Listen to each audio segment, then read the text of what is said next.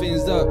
Only fans, but with a PH. You heard? Yo. White, orange, and teal. The fins look real, you know it's a deal. There's blood, sweat, and tears. All up in his huddle with water to cook up a meal. My coaching into it, the combo is chill. Play action to chase, got hunger to feel. The cheetah is loose, he's going for blood. The end of the race only went for the kill. Miami, the city, the county, the block. We steady impact, tail dead in the lot. Defense is strong and hard as a rock. Holland's a lock, and next one's a spot. Getting too hot, so turn up the fan. You look to the crowd, see Jimmy and Bam. Martin, Joe, and Sosa the mans. Yo, fellas, roll the clip, only fans.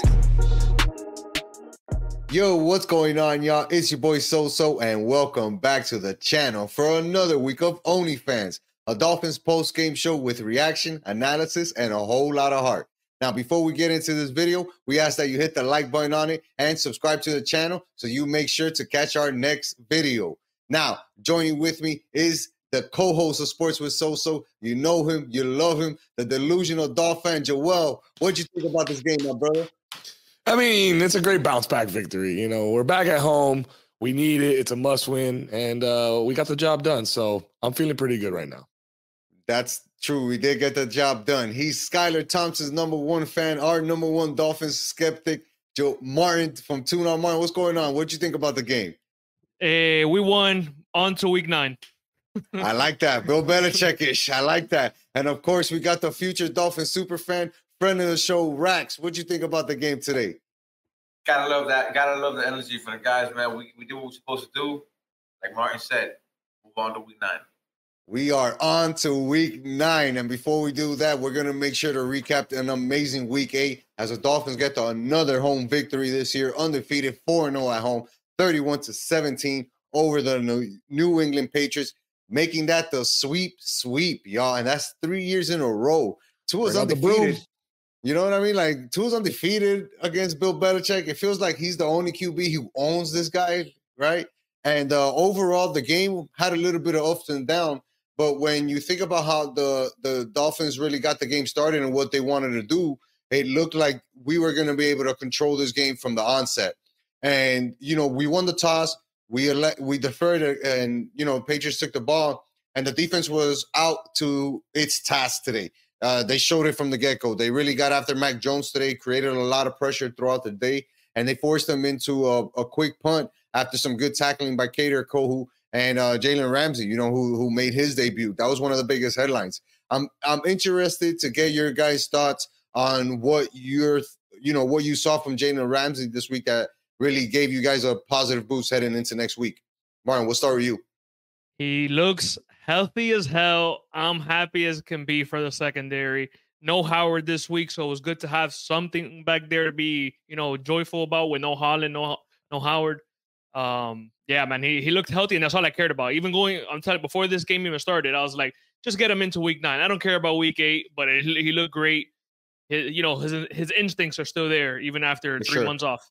No, he looked ready to go, and I think that a lot of that had to do because of how he was able to focus on his recovery in order to get himself up to game speed. Well, what were your thoughts on Jalen Ramsey's day today? I'm on the same page, man. He looked phenomenal for his debut. I mean, he looks healthy. He looks sharp. He looks like he didn't really miss any time. You know, he looks like he's been on the Dolphins. That it wasn't his first game with us.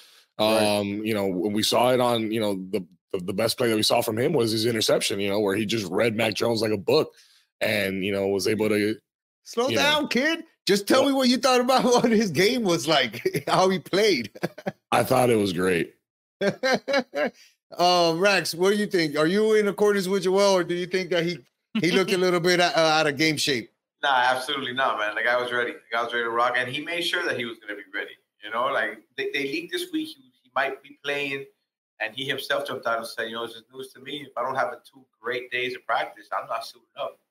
You know, and apparently he had those 2 great days of practice. He felt good. He looked good on the field. He looked like he belonged there. So I'm happy as fuck for it. Me too, man. I think that little hype video that he dropped before the game, right, of showing his recovery and like what he did to get back on the field quickly and what it took. Even though he has some skinny ass legs, the man looks like he's built for football. You know what I mean? And even in this game, he made his impact felt early. But then the offense, you know, we really didn't get going on it. We got a 4th and 1, which was pretty cool. Waddle went up and made an amazing catch. And then the drive stalled after Tua's incompletion on 3rd down. We punted it back to the Patriots. they move the ball. Defense steps up, does his job again, forces them to put. Even though Chubb missed a tackle that could have brought him down on third down and made it a little bit longer, they still had a chance to get it, and they ultimately were gang tackling at that point. Then after that, we kind of shot ourselves in the foot after having a good drive, and Tua throws his first interception of the game. And up until that point, I kind of was frustrated that the offense was a little bit lacking. Joel, what were your thoughts on the offense until that point? What happened on that interception by Tua?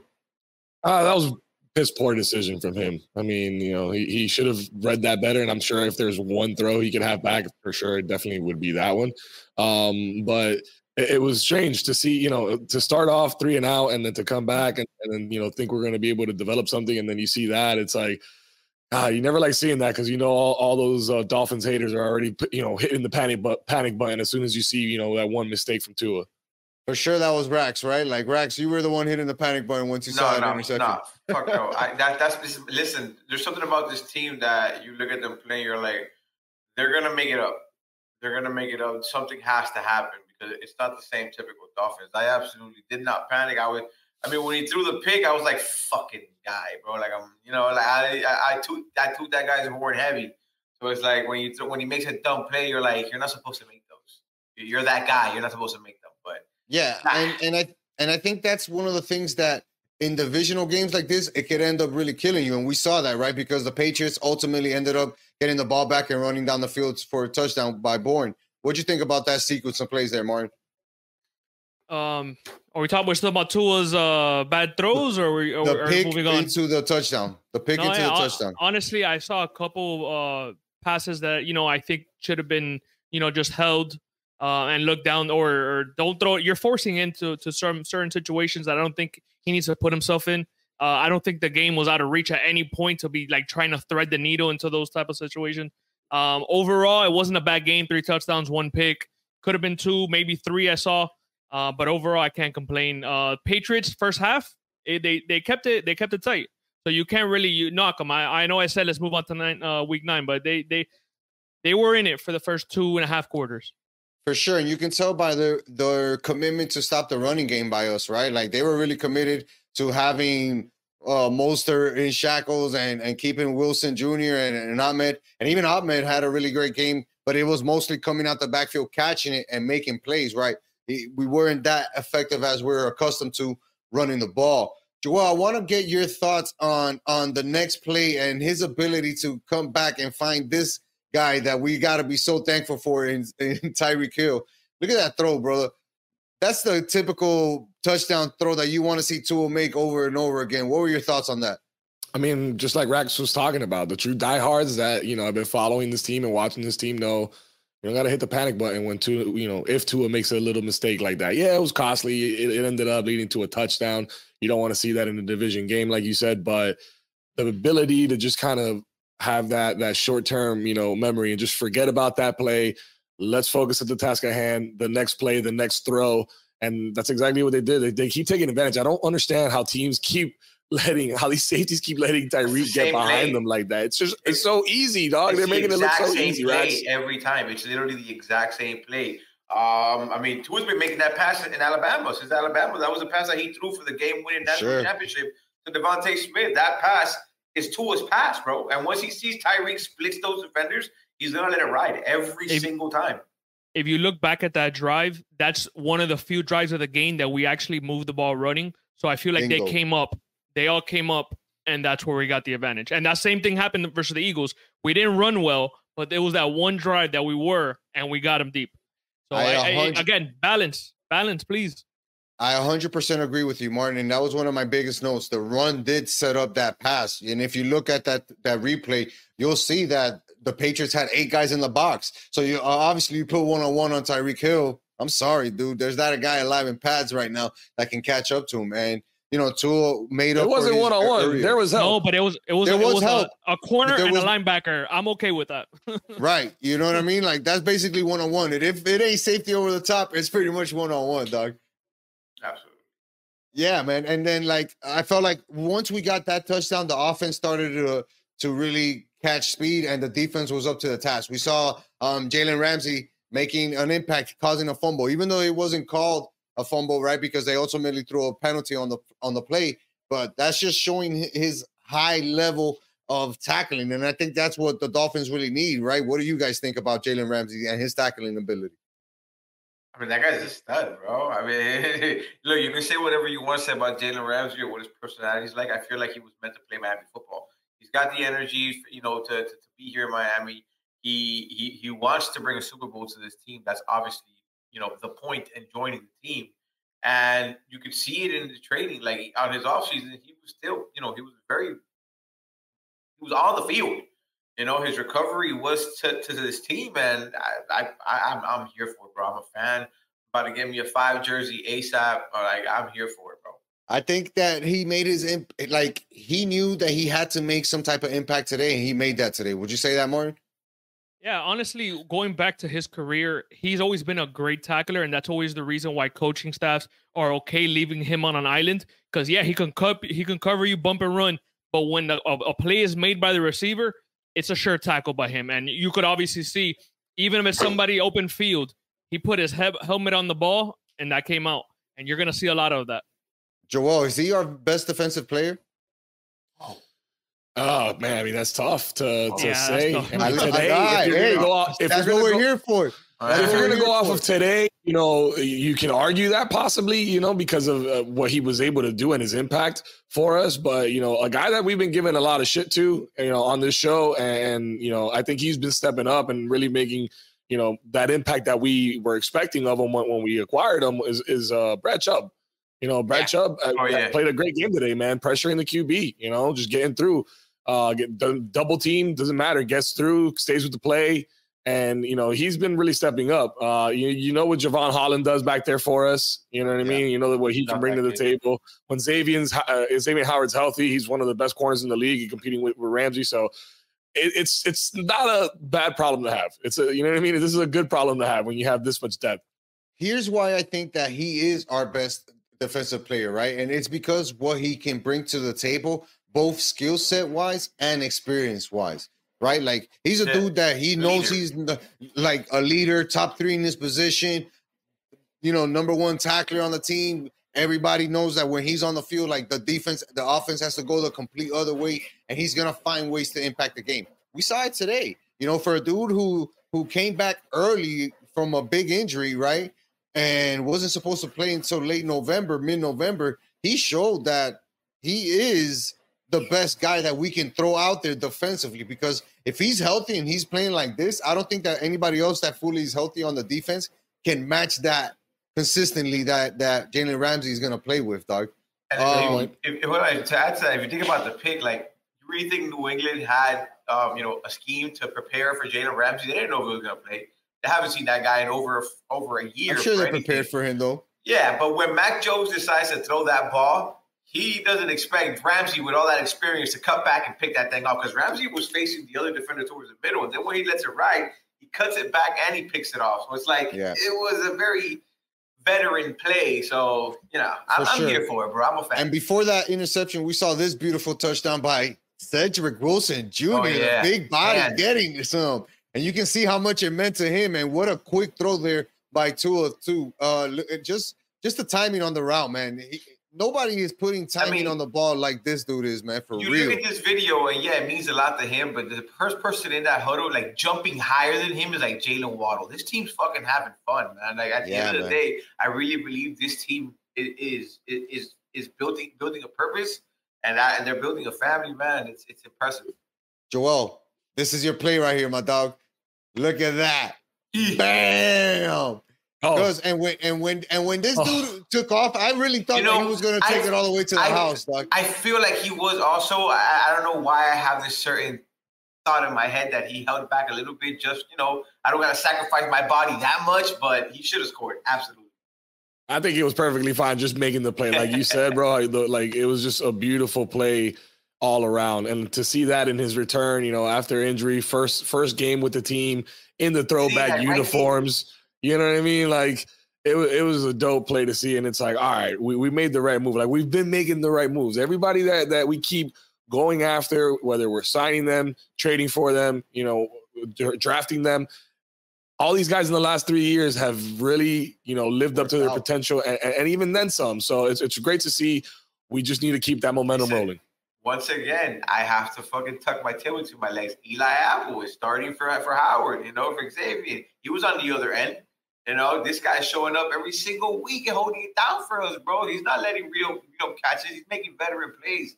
So everybody we've acquired is producing to this cause. No, and I think that's their job, right? Like, I think that if you look at what the GM, right, and the coach have done since they've been able to collaborate for the second season in a row now, is just to continue to find pieces to add that make this an even bigger and better championship contending team. Even though we saw Kendall Lamb get injured, right? We saw Robert Hunt get hurt earlier in the game. We really didn't talk about it that much, and how that can potentially affect us down the road. The Dolphins were able to find another couple of points, right? Go up 17-7 on the Patriots heading into the half after Jason Sanders kicks a field goal. Waddle had an amazing catch where he stretched out. We didn't show. Oh my God, yeah, that was all hands. But that was a great catch that he made. And, going into halftime, I felt like the Dolphins were really going to control the game moving forward. And then back to a second week in a row where we're coming at the half and we're a little bit stalwart, right? Tua handoff to Mostert. Mostert really can't handle it. Fumbles. Dolphins can't recover it. Patriots pick it up. And that's the play that Kendall Lamb got hurt on. Even though he ultimately came back, it felt like the Dolphins were putting themselves in danger because at that point, the game was still kind of close, right? It's a 2-score game and not even a 2-touchdown game. And even though Christian Wilkins got a sack, right, to end their drive and force the Patriots to take the 3 points, I still felt that the game was close, right? And it felt like the Dolphins needed to come up with a good response to their running game, and we did see that yet again. That was the second drive after the Patriots made it 17-10 Dolphins that we really saw the running game take a hold on, and we ultimately saw Raheem Mostert get into the end zone after he punched it in, after a really good drive. And again, he just showed his ability to walk it on out as he beat Tyreek Hill here in the walkathon. Wow, look at that walking race. But yeah, Raheem Mostert, a guy who didn't necessarily have all the touches today, Martin, he's a dude who continues to produce week in, week out, no matter what it is that you ask him to do.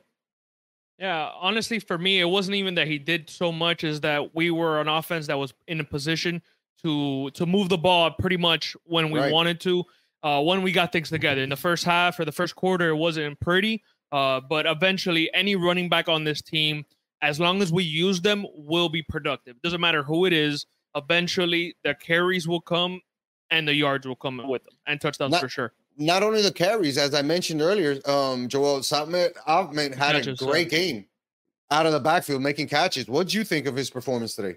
I thought, considering how banged up our offensive line is, we did a great job. The running backs just they do their jobs. When they need to. There's a couple plays that resulted in some negative yardage for Ahmed and stuff like that, and I think he got blown up on a pass. But we really saw him contribute. We saw Raheem Mostert obviously getting the end zone. We saw Jeff Wilson, who we just activated off the IR recently. So we see a commitment more so than last year. We've seen these guys, each getting equal share at the ball, or at least getting some, chance to show what they got. And they're breaking off, 10, 15, 20-yard runs every now and again, giving us some momentum, and credit to McDaniels, man. If something's not working, you can see him drawing up different schemes to get these guys open and in space. Yeah, you mentioned, getting people involved. When you look at the amount of receivers that Tua found today, it was at least 10 wide receivers or running backs that he found. And he got 2 of those guys over 100 yards, which is a rare thing in Waddle and Hill having another game where they both go over 100 yards. Rax, when these 2 guys are getting stats like this and opportunities like they got today, even though it was against the Patriots, how hard is it to stop these guys? Bro, I have Tua as my starting quarterback in fantasy, and I got Waddle as my receiver 1. Like, it's not, nice. It's every, oh my God, when those 2 get it clicking, I feel like their whole team gets it clicking. It's almost impossible to stop because you've got the speed on the outside and you've got the more speed coming down the bottom. So which one are you going to protect, speed or speed? It's impossible to protect both of them at the same time. So it's scary, boys. It's scary. I love it, man. Jalen Waddle loves football. You can really see that. I think Tyreek loves football. I mean, he wants to be in the Olympics for 2028. So, it's just so fun to watch. It's Scary. So I got it for you. It was 10 different receivers total that he got the ball to. And something I want to note too, Tua threw for over 300 yards and had 3 touchdowns. It would have been 4 touchdowns if Durham Smythe can get into the end zone, but he was stopped just short, and that was the Raheem Mostert touchdown. I'm glad you brought that up. Not a big deal. Not a big deal. It was a big deal. It was a big deal. And I'll tell you why, because I felt like they hit Smythe in the head. It was like helmet to helmet. Smythe went down, and he looked a little bit out of it when he was getting back up. So I was like, damn, you know what I mean? And like, it's bad enough you didn't give the guy the touchdown, but you're not even going to review that or throw the flag to see if it was helmet to helmet contact. No, but on a run, they won't call it. I get it, but once, I feel like once the ball's in his hands, they're not going to call that. Yeah, a guy like that. And yeah, the only reason I'm upset is because I'm like, Rax, I got 2 on my team, so I would have been another touchdown. But he got 10 different receivers, man, and including a newcomer to the Dolphins, Chase Claypool. We saw him get his first pass in the Dolphins uniform. That guy looks big, bro. That guy's big shit. You know, he's big. According to them, he's fast. So it's like, hey, look, he might have been a diva in the other teams, but we've got a lot of divas on our team, but those are contained divas, bro. So he's gonna have to tighten up. He did look like he was ready to contribute, didn't he, Mark? Yeah, I would say so, but I don't want to go too fast and jump the gun, because I think Cedric Wilson hasn't gotten the full opportunity, and I think going back a few years before his injury, when we signed him, he was great with Dallas. He got hurt the first year with us. This is the year we lost Sherfield after the offseason. I think given the opportunity, Cedric Wilson is going to be good in the red zone. As you saw, he put his hands out to catch the ball. It wasn't like he was waiting, like there was body on him, and he went after it. So I think if he shows dependable as he did the last 2 games, I think he's good going forward. And I think that it's good that we have multiple big body receivers like we do within Wilson and Claypool, who can switch, go out there and give us better offensive matchups. What's the confession, bro? Everybody's dying to hear it. I'm sorry, dog. Did anybody else feel sad to see Devontae Parker walk out the stadium, dog? You guys were dog. He got rocked. He got rocked, man. I ain't Come feeling on, bad. He got rocked, homie. That guy held it down for years, bro. That guy held it down. Define held it down. What does that mean? Yeah, he held it back. When healthy, he had his moments that he would, be sluggish, but for the most part, he was our best receiver for the time. That wasn't saying much, doggy. That wasn't saying much. What are you gonna do? What are you gonna do? I'm just saying, if we're talking about when healthy, then that's not a lot of games that he had in his Dolphins career. I'll just leave it at that. You know what I mean? So I didn't feel that bad. I felt better for Sean Elliott making that play. You know what I mean? And Deshaun Elliott making that play and being on the spot and being showing that he's gonna be a dude that they can rely on. You know what I mean? In a 2nd and long situation, 3rd and long situation. So I didn't feel that bad for him, man. I'm sure real Dolphins fans really didn't feel that bad for him. We're happy he got up. That was the big tackle, right? Where he drove him to the ground and everything, right? Yeah. Because we took Parker out of the game, and then we also took Kendrick Bourne out of the game. Let's go. Both of the receivers. And look, it made a big difference because even in like how the rest of the game played out, right? Like Mostert punched in that touchdown after Smythe couldn't get in. Dolphins were up 24-10. Deshaun Elliott, like I said, lays out Devontae Parker. They had to punt it, and then again, Tua got hit in the face. They didn't call that play. That was on a 3rd and 6. After he threw the ball, they hit him in the face, man.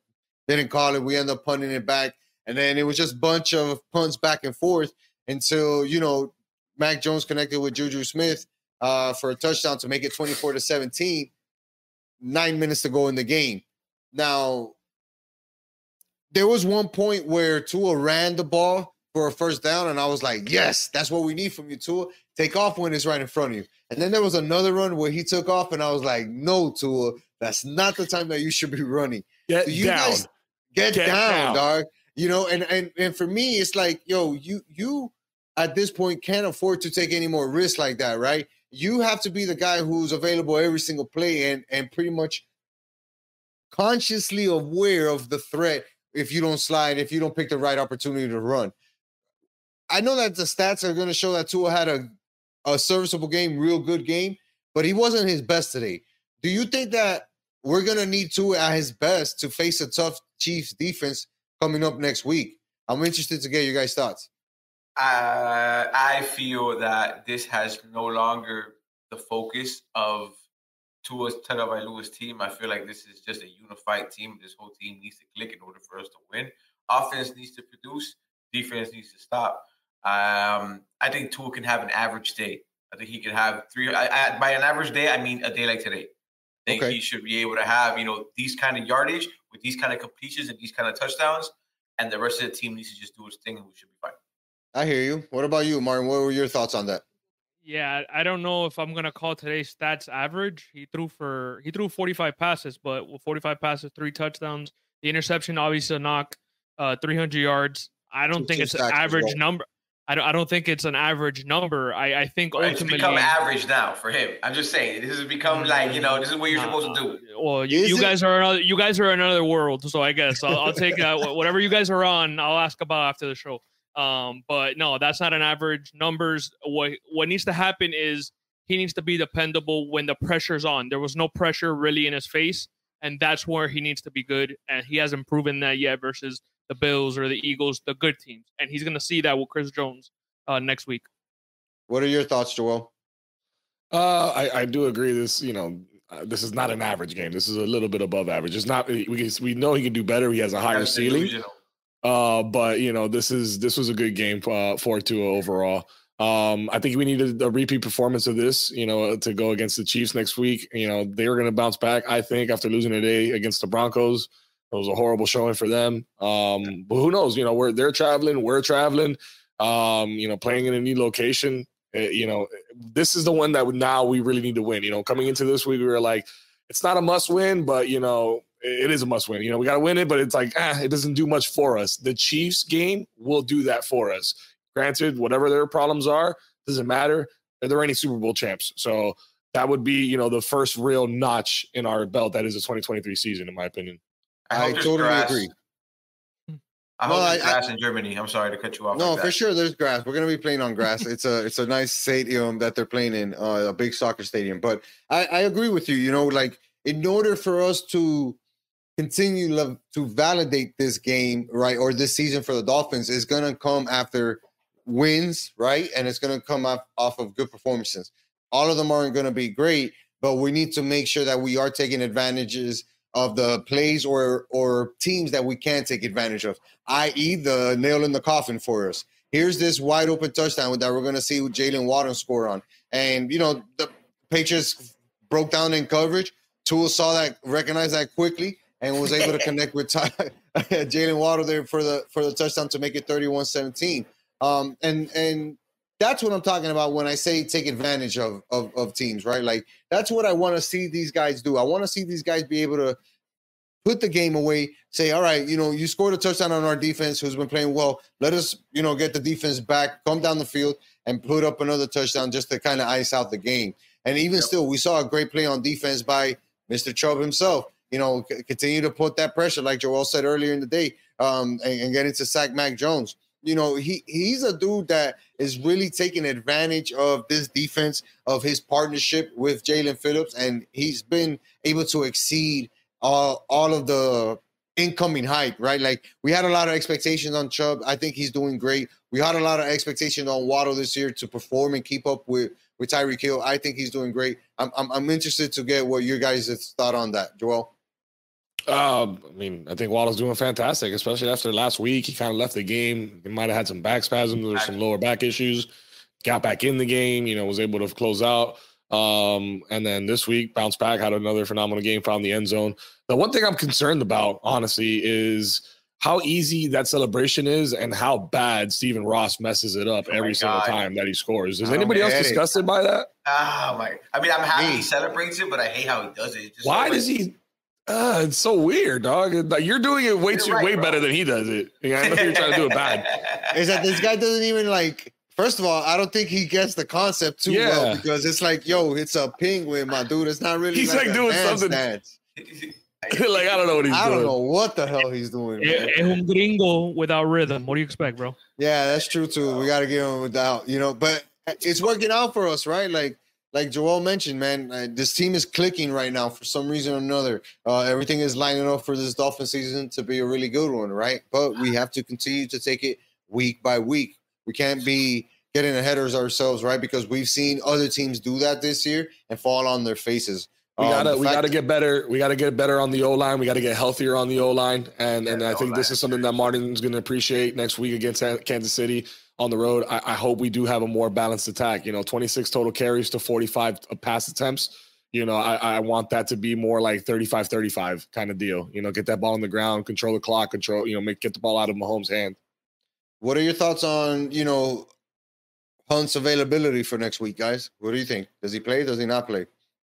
I didn't see any update. I didn't get an update. The last that I heard, it was a left hamstring issue. And I think when you're a guy of that size, dealing with a hamstring injury, I don't know if you'll be ready to play in about 10 days' notice, going halfway across the world. And do we know we have a timeline on Armstead right now? I think Armstead's out. He's coming back from IR after this week. No. Armstead is supposed to come back from IR this week. That's what I thought. Yeah, he's coming. He was on IR, the short-term one. But we don't know his availability for the Chiefs game. And I think that Joel's right. If we have to go into next week's game with one thing as a clear focus, or the main thing as the team's focus, it's getting that offensive line healthy, or at least figuring out who's going to play where, right? Because this going into that game, it's going to be a pivotal matchup for us, and we know that the Chiefs are going to be playing extra hard, right? They're coming off a loss. We're 6-2 now. Like, we need to continue to win to keep the pressure on the Buffalo Bills and the Jets. Hey, I mean, like, those are the expectations. I said it earlier in the season, where it's like, all right, now we have to be aiming for a home playoff game in order to get to that next level. Let's talk about next week and what you guys expect. Rax, we'll start with you.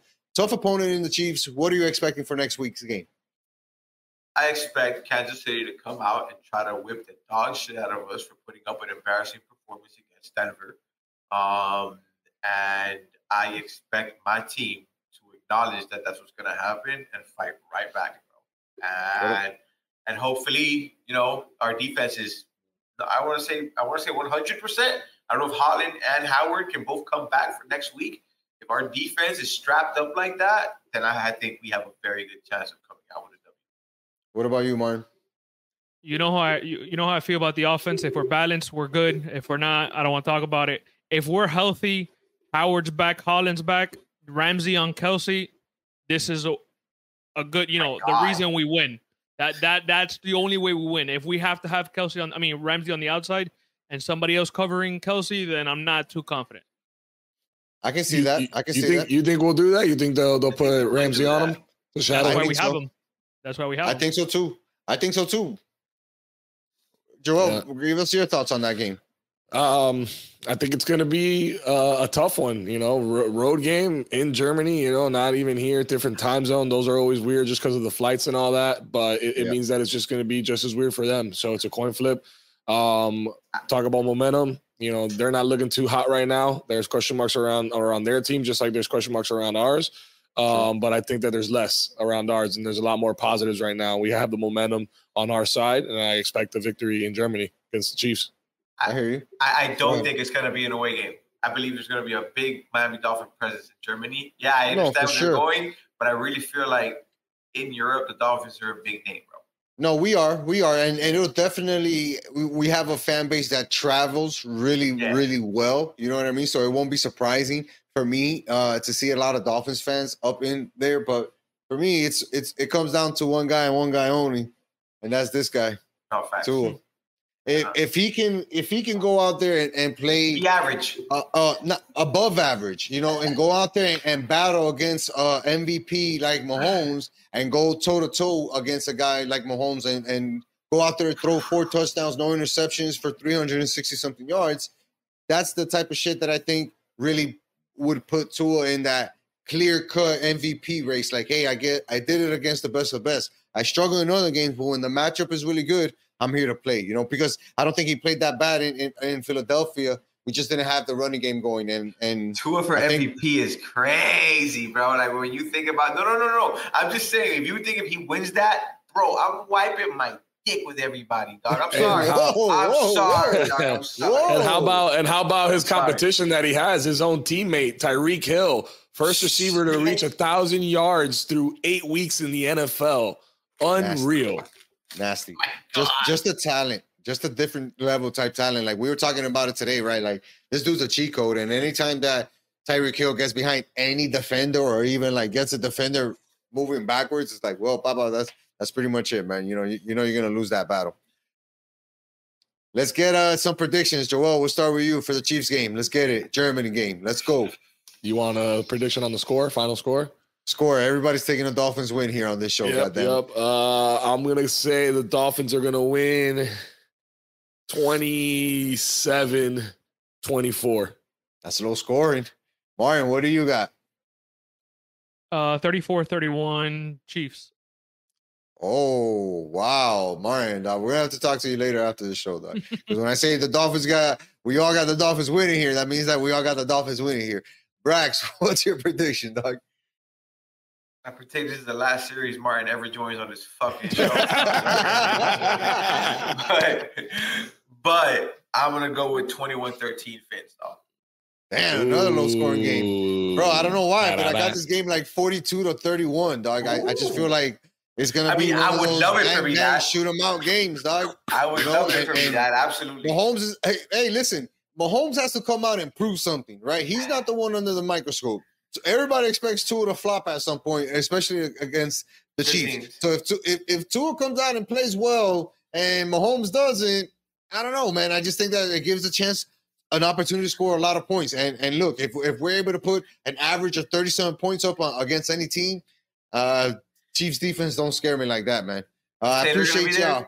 Is Taylor going to be there? If Taylor's there, we lost. If Taylor's in Germany, we lost, dog. Like, I don't know, man. I'm telling you that right now. I'm tired of that shit, too. We're going to shut that whole Taylor, Mahomes. We're going to shut all that shit down, dog. We're going to shut all that shit down.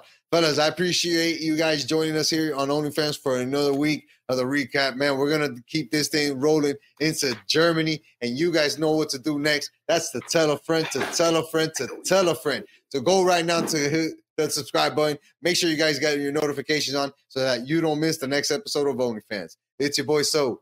Peace.